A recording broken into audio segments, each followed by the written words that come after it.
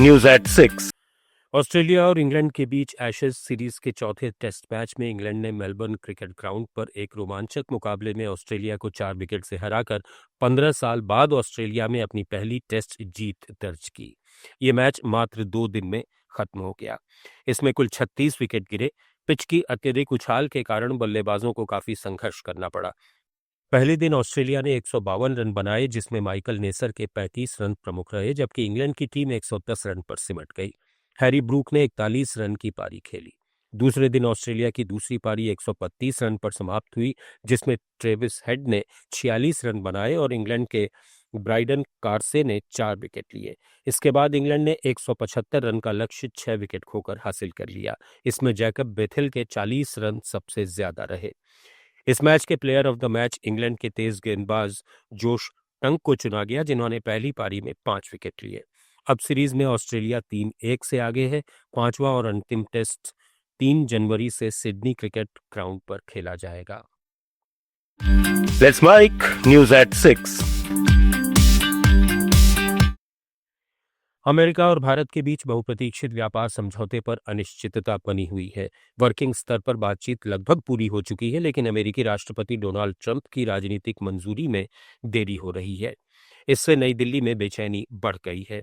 Asia group के partner Ashok Malik ने कहा कि ट्रंप की अनिर्णयशीलता, खासकर रूस से जुड़े सैंक्शंस टैरिफ्स को लेकर, इस डील की राह में रुकावट बनी हुई है। दोनों पक्षों ने अपने प्रस्ताव पहले ही साझा कर दिए हैं। मलिक के मुताबिक अगर जल्द प्रगति नहीं हुई तो भारत अपने आर्थिक संबंधों को नए सिरे से देख सकता है और वैकल्पिक साझेदारों की तलाश कर सकता है, क्योंकि ट्रंप प्रशासन की टैरिफ नीतियां वैश्विक व्यापार युद्धों को बढ़ावा दे रही हैं। वैश्विक शेयर बाजारों में इस हफ्ते छुट्टियों के कारण ट्रेडिंग कम रही, लेकिन अमेरिकी अर्थव्यवस्था ने 2 साल में सबसे तेज रफ्तार पकड़ी।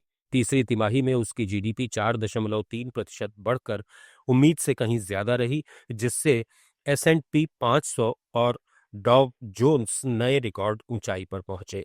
हालांकि छोटी कंपनियों का रसल 2000 इंडेक्स सिर्फ 0.19% ऊपर बंद हुआ और उपभोक्ता विश्वास 5वें महीने गिरा, क्योंकि नौकरियां और आय को लेकर चिंता बढ़ी।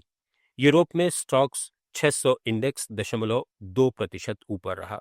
जर्मनी में 2026 से धीमी रिकवरी की उम्मीद है, लेकिन कंपनियां अभी निराश हैं।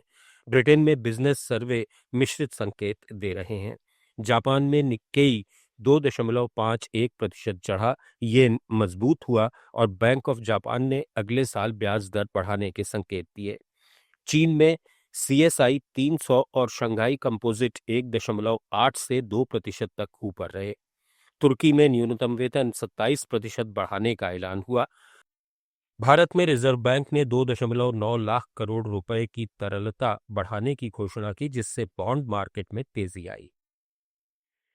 केरल में क्रिसमस के ठीक पहले 4 दिन में सरकारी शराब दुकानों से रिकॉर्ड 332 करोड़ 62 लाख रुपए की शराब बिकी, जो पिछले साल की इसी अवधि से करीब 45% ज्यादा है।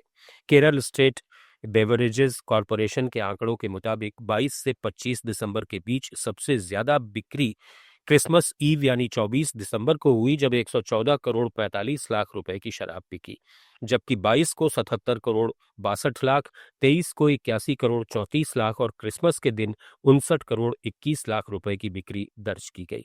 अधिकारी बताते हैं कि नए साल के जश्न में 30 और 31 दिसंबर को बिक्री और बढ़ने की उम्मीद है, क्योंकि ये दिन त्योहारी सीजन का पीक माने जाते हैं। आप सुन रहे थे let's mic more than radio. Follow कीजिए हमें हमारे सोशल मीडिया प्लेटफॉर्म्स पर। It's time for news. It's time for more than radio. Presenting the first radio news app, Let's Mic.